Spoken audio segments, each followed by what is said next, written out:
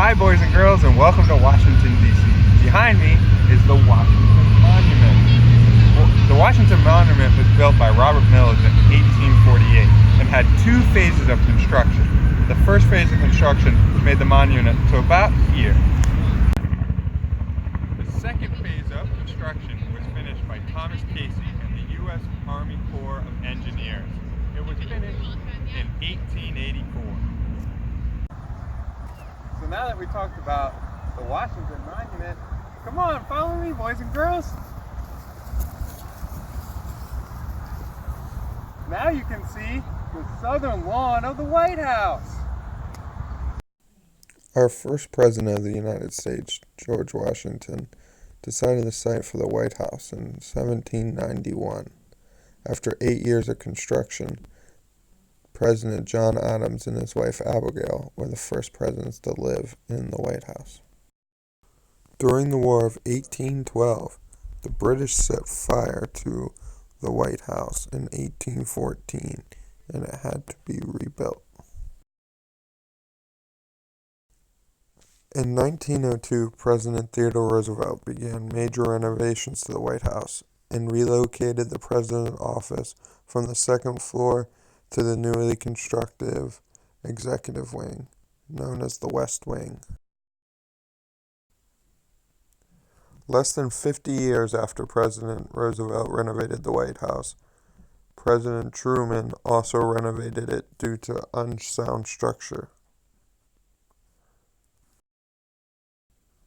The White House consists of 132 rooms, 35 bathrooms on 6 different levels. There are over 400 doors, almost 150 windows, 8 staircases, and even 3 elevators. Here we have the memorial for World War II. World War II took place from 1939 to 1945, and just over 400,000 U.S. soldiers were killed. You can see all the different pillars here at the World War II Memorial. These pillars each represent a different state and pay tribute to the soldiers fallen during the war. Here we see the pillar of the World War II Memorial representing Pennsylvania, the state where we live. This is the reflecting pool here at Washington, D.C. The reflecting pool is over 2,000 feet long and over 150 feet wide. Now this reflection pool, you can see the reflection of the Lincoln Memorial, the row of trees, and behind us, the Washington Monument.